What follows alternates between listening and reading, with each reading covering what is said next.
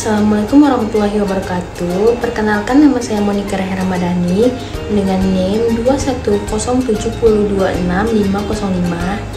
Baiklah, di sini saya akan menjelaskan tentang proses produksi sulfur dioksida atau SO2 plant. Baiklah, kita akan masuk ke proses produksi sulfur dioksida atau SO2 plant. Di mana sulfur dioksida itu adalah gas yang tak terlihat yang berbau sangat tajam, mempunyai sifat tidak mudah terbakar dan tidak mudah meledak, lalu juga dapat menyerang sistem pernafasan manusia dan dapat membunuh penderita asma. Di mana senyawa ini terdiri dari molekul sederhana yaitu SO2. Kemudian sulfur menggunakan 4 elektron terluarnya untuk membentuk ikatan rangkap dengan oksigen. Kemudian menyisakan 2 elektron yang tidak berpasangan pada sulfur. Bentuk dari SO2 adalah akibat dari adanya pasangan elektron bebas tersebut. Adapun sifat fisika dan kimia dari sulfur dioksida. Yang pertama, titik didihnya 445 derajat Celcius, titik lelehnya 113 sampai 120 derajat Celcius, berat molekulnya itu 32,06 gram per mol dan tidak larut dalam air, kristalnya padat berwarna kuning, tidak berasa dan berbau, konduktor panas dan listrik yang buruk, lalu ada ketika meleleh membentuk cairan kental atau viskos. Adapun sulfur dioksidanya itu berat molekulnya ada 64,0638 gram per mol. Adapun titik didihnya min 10 derajat Celcius, densitasnya 2,619 gram per liter, dan gas tidak berwarna dengan bau menyengat, lalu larut dalam air dan etanol. Kemudian gas kering tidak korosif terhadap besi, baja, dan nikel. Selanjutnya yaitu ada kegunaan sulfur dioksida. Yang pertama yaitu mengendalikan pH bubur kertas, yang kedua yaitu menghilangkan zat warna dengan air, yang ketiga yaitu mengurangi bahan kimia pemutih kertas, dan yang terakhir itu yang keempat ada untuk produksi dechlorinate brine. Baik, selanjutnya kita akan masuk ke proses pembuatan SO2. Di mana SO2 ini memiliki beberapa tahap proses, yang dimana tahap pertamanya yaitu melter. Pada melter, belerang akan dilebur menggunakan low pressure steam coil untuk menghasilkan belerang cair dengan suhu sekitar 104 derajat Celcius. Kemudian, belerang akan masuk ke dalam untuk menghasilkan belerang cair dengan suhu sekitar 140 derajat Celcius. Kemudian belerang akan masuk ke dalam pelebur dengan conveyor melalui hopper, di mana bagian peleburan belerang itu dilengkapi dengan 4 buah coil pemanas uap untuk melelehkan belerang hingga mencapai suhu 113 derajat Celcius atau suhu titik leleh. Setelah menjadi bentuk cair, belerang akan melewati baffle aliran bawah di mana akan menyaring busa atau puing-puing mengambang dari belerang cair, dan akan dipanaskan kembali hingga suhu 140 derajat Celcius dengan 4 coil pemanas uap tambahan.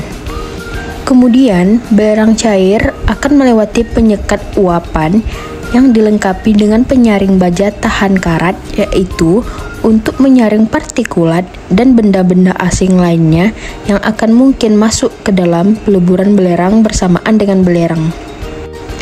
Di mana selanjutnya, tangki peleburan belerang ini terdiri dari 3 kompartemen.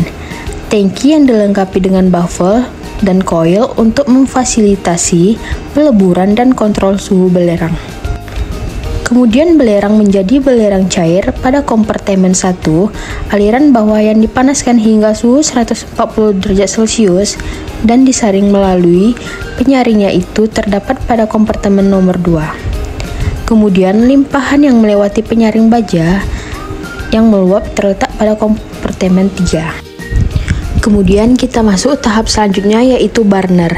Sebelum belerang masuk, burner dipanaskan terlebih dahulu dengan metana sulfur. Burner adalah bejana baja karbon berlapis tahan api yang dilengkapi dengan 4 katup saluran masuk udara yang ditempatkan secara tangensial untuk menyediakan udara pembakaran ke pembakar belerang dan turbulensi yang diperlukan untuk pembakaran sempurna belerang cair.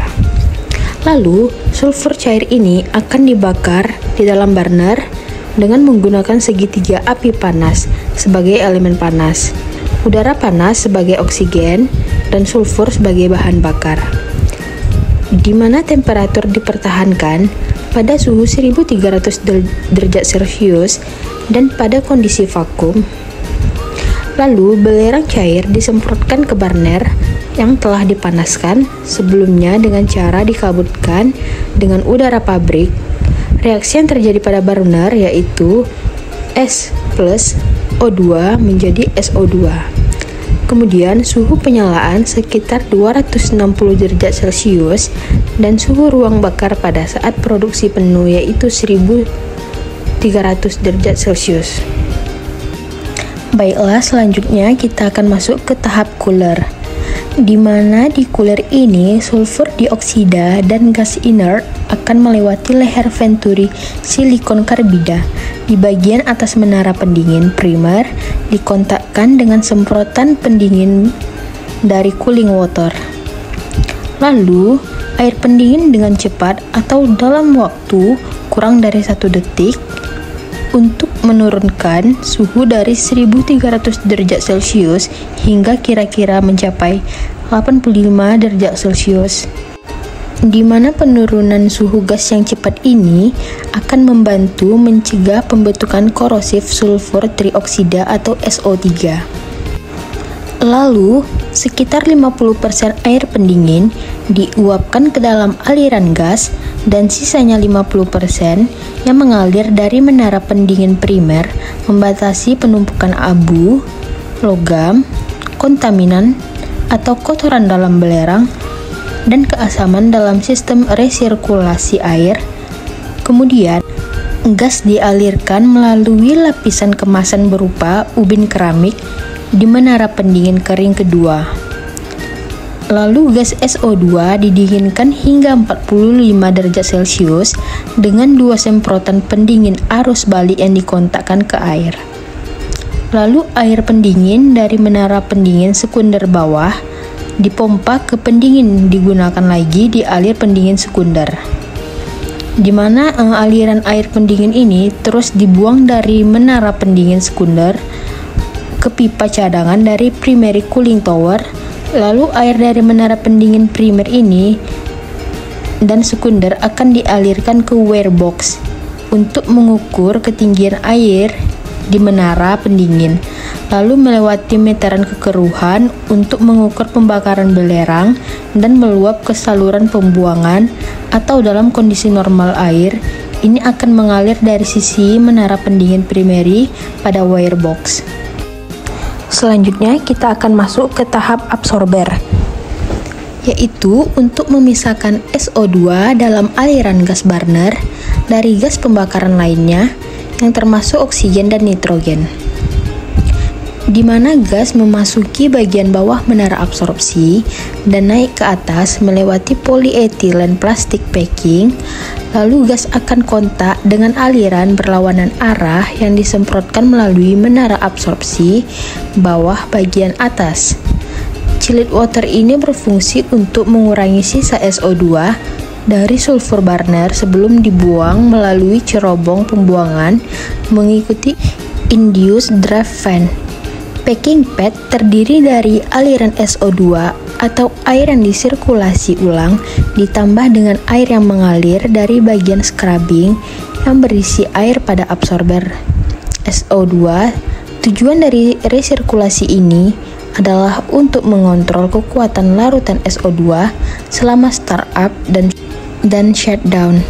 Kemudian SO2 akan mengalami fase terkondensasi di absorber dengan air dingin dengan suhu 8 derajat Celcius sehingga sulfur dioksida berubah menjadi larutan SO2 berair. Lalu larutan SO2 akan disimpan di storage tank, di mana gas SO2 akan menuju scrubber. Lalu di dalam scrubber ini akan direaksikan dengan NaOH untuk membentuk Na2SO3 sebelum dilepaskan ke atmosfer. Baiklah, selanjutnya kita akan masuk ke tahap terakhir, yaitu storage system. Di mana storage system ini yaitu sistem penyimpanan air SO2 yang terdiri dari 50 M3 tangki insukasi stainless steel Untuk menjaga larutan dingin, untuk membatasi kelarutan SO2 dari larutan, lebih tinggi suhu dapat menguap, di mana saluran daur ulang dari pelepasan pompa kembali ke saluran tangki penyimpanan telah disediakan untuk memungkinkan pompa dipertahankan selama periode konsumsi rendah larutan belerang dioksida. Kemudian di mana ada dua menara pendingin primer yang akan menggunakan air proses akan berkurang suhu sehingga 85 derajat Celcius, dan menara pendingin sekunder menggunakan air pendingin akan berkurang suhu sampai 40 derajat Celcius sehingga gas belerang dioksida menjadi cair. Lalu sulfur dioksida akan mengalami fase kondensasi di absorber dengan air dingin suhu 8 derajat Celcius sehingga sulfur dioksida akan menjadi larutan SO2 berair, dan larutan SO2 akan disimpan di tangki penyimpanan dan didistribusikan ke pabrik. Selanjutnya yaitu ada materi tangki penyimpanan SO2. Fungsi dari tangki penyimpanan larutan SO2 ini untuk menyimpan larutan SO2 yang dihasilkan sebelum dikirim ke mill. Materialnya yaitu ada stainless steel dan kapasitasnya yaitu 200 meter kubik. Baiklah, sekian dari proses produksi sulfur dioksida atau SO2 plan yang saya jelaskan tadi. Apabila ada kesalahan mohon maaf. Wabillahi taufiq wal hidayah. Assalamualaikum warahmatullahi wabarakatuh.